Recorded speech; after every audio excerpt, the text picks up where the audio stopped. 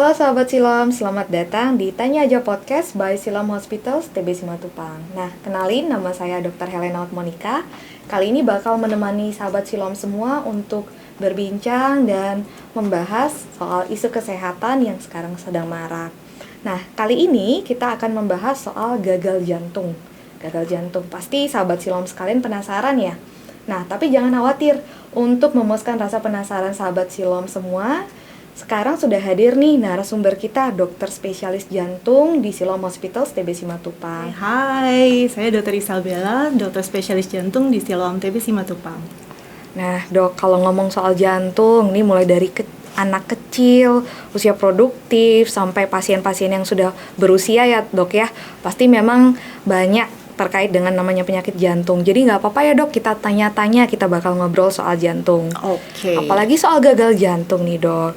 Nah, ngomongin soal gagal jantung, mungkin sahabat Siloam di rumah bertanya-tanya, sebenarnya pengertian penyakit gagal jantung ini apa ya dok ya? Jadi gagal jantung itu sebenarnya adalah sekumpulan sindrom atau gejala yang khas dan kompleks yang sebenarnya terjadi akibat dari abnormalitas baik struktur maupun fungsi jantung. Nah, akibat abnormalitas ini, jantung kita itu tidak mampu memompahkan darah atau mengalirkan darah dan oksigen secara optimal ke seluruh tubuh. Jadi timbullah keluhan-keluhan tadi. Jadi sekumpulan gejala ya dok ya, karena memang ada kelainan pada jantung sehingga menimbulkan keluhan-keluhan. Nah, sebenarnya penyebab penyakit gagal jantung ini apa sih dok? Nah, jadi semua sakit jantung apapun itu yang tidak tertangani dan tidak terobati dengan baik dan optimal akan berujung ke gagal jantung. Jadi contohnya yang paling sering dan paling banyak yang ada di Indonesia maupun di dunia ini, penyumbatan pembuluh darah koroner gitu ya. Kalau kita tidak tangani dengan baik, itu akan berujung ke gagal jantung.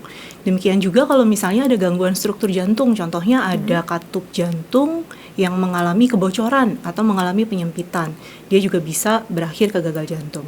Atau tadi kan Dr. Helena bilang anak kecil juga bisa. Nah, seandainya kelainannya bawaan kongenital dari lahir, itu kalau misalnya tidak ditangani atau tidak dikoreksi juga bisa menyebabkan gagal jantung. Nah, bisa juga karena gangguan-gangguan irama. Gangguan irama jantung kalau tidak ditangani juga bisa menyebabkan gagal jantung di akhirnya. Atau juga ada infeksi di sel-sel jantung yang tidak diobati, akhirnya juga akan menyebabkan gagal jantung. Kalau tekanan darah tinggi atau hipertensi bisa menyebabkan gagal jantung nggak dok? Bisa, juga bisa menyebabkan gejala-gejala gagal jantung bila tidak terkontrol dengan baik si tekanan darahnya. In the end, di ujungnya dia akan menyebabkan payah dari jantungnya. Oke, nah kan tadi itu berarti banyak ya dok ya penyebabnya. Apa sih yang dirasakan sama pasien-pasien yang memang menderita gagal jantung ini dok?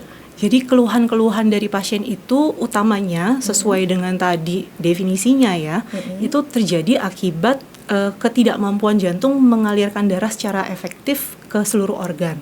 Biasanya keluhan yang sering dikeluhkan oleh pasien itu adalah mudah lelah, mudah capek, terus kemudian ngos-ngosan bila pada saat beraktivitas. Terus kalau dalam kondisi yang sudah cukup berat, dia akan mengalami sesak napas baik pada saat istirahat maupun pada saat dia beraktivitas.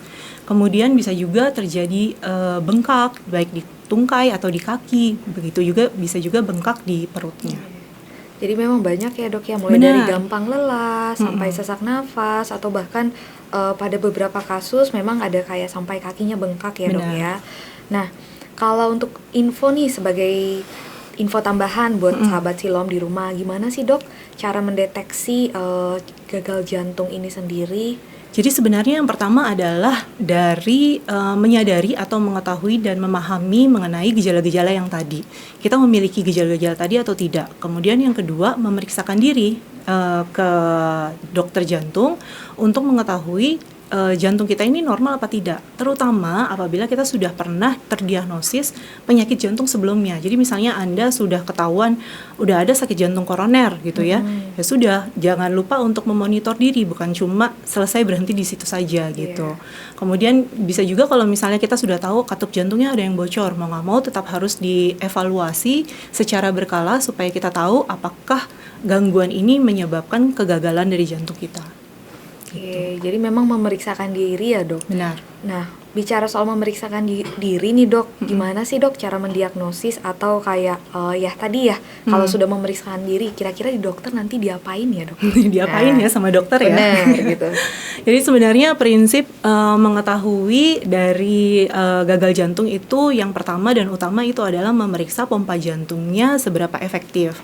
Nah pemeriksaannya simple melalui pemeriksaan ekokardiografi atau sering juga disebut USG jantung. Ekokardiografi Benar. ya dok? Dari ekokardiografi itu kita bisa melihat struktur jantung secara nyata dan kemudian bisa menghitung pompa jantung dengan pasti. Nah, kemudian yang kedua adalah pemeriksaan darah atau pemeriksaan laboratorium. Jadi ada marker jantung yang bisa kita periksakan dari pemeriksaan darah untuk melihat pasien ini memang memiliki gagal jantung atau tidak. Mungkin kalau Dokter Helena pernah dengar ada yang namanya BNP atau NT-proBNP gitu ya. Itu adalah marker untuk memeriksa dia gagal jantung atau tidak. Nah, pemeriksaan-pemeriksaan lainnya itu sebenarnya tujuannya lebih mencari penyebab atau etiologinya.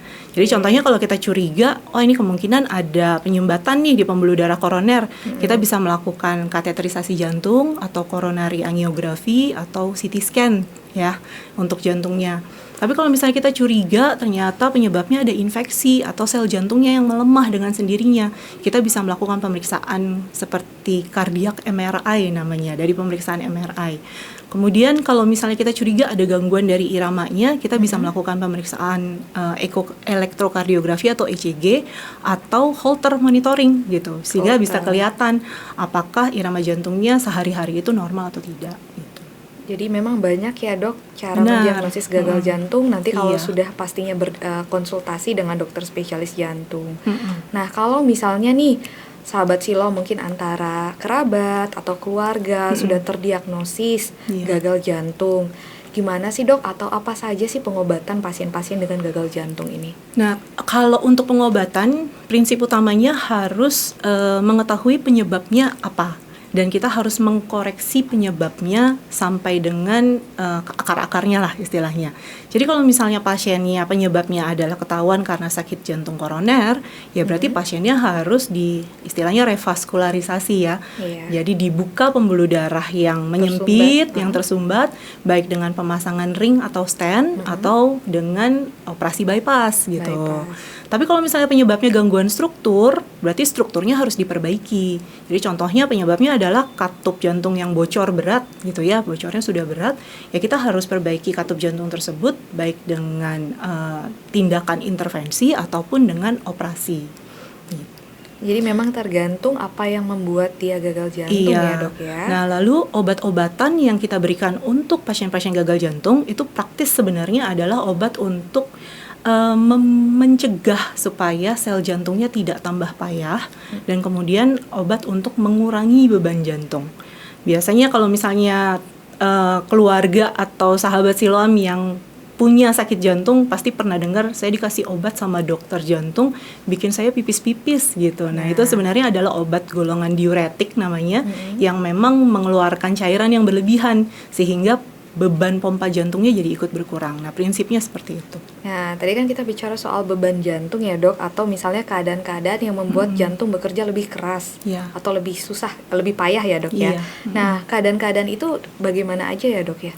Semua keadaan yang kalau boleh dibilang aktivitas yang sangat berat atau juga baik fisik maupun mental ya, kayak stres mental yang berat itu akan memberatkan kerja jantung. Jadi prinsipnya orangnya tidak boleh beraktivitas yang terlalu berat kalau misalnya memang dia sudah jatuh ke dalam payah jantung ya. Terus kemudian nggak boleh stres juga. Jadi hidupnya harus tenang, harus rileks gitu. Jadi begitu ya dok. Nah dok kebetulan nih kan sudah dirangkum ada beberapa pertanyaan dari pasien yang datang sehari-hari ya dok ya, mungkin yang ke praktek dokter atau mungkinnya tim kardiolog yang lain. Kebetulan yang mirip-mirip nih dok bunyinya. Yang pertama nih dok, pertanyaan dari pasien, bisa nggak ya gagal jantung itu terjadi tanpa disadari? Kalau tanpa disadari mungkin tidak, mungkin lebih tepat saya bilang diabaikan. Diabaikan. Jadi keluhan-keluhan kayak contoh modelnya gampang capek gitu. Kita kan keluhan capek kan anggap biasa lah, Perasaan aja gitu ya. perasaan aja gitu. Jadi kita nggak nganggap bahwa ini adalah bagian dari gagal jantung gitu. Terus kemudian bengkak dikit, kalau misalnya kita berdiri lama, palingan kita menganggap bahwa ini mungkin biasa aja gitu. Jadi lebih tepat diabaikan dibandingkan dengan tidak dirasakan. Jadi kita menganggap bahwa ini biasa, padahal itu adalah sudah gejala awal, tahap awal dari gagal jantung. Jadi memang penting ya dok untuk memeriksakan diri ke dokter, apalagi memang sebelumnya punya penyakit jantung. Benar. Karena tadi gagal jantung ternyata disebabkan oleh banyak faktor juga ya dok ya. Dan semua penyakit jantung kalau tidak ditangani dengan baik, sekali lagi ujungnya adalah gagal jantung. Oke, nah pertanyaan nomor 2 nih dok. Ada pasien yang pernah mendengar bahwa pada gagal jantung terjadi gangguan fungsi pompa jantung akibat melemah otot jantungnya.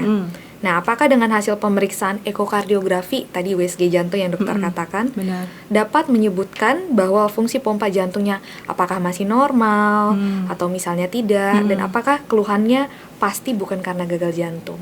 Ya, jadi benar kalau misalnya kita melakukan ekokardiografi itu kita akan mengetahui fungsi pompa jantungnya normal atau tidak normal, bisa menurun atau masih normal.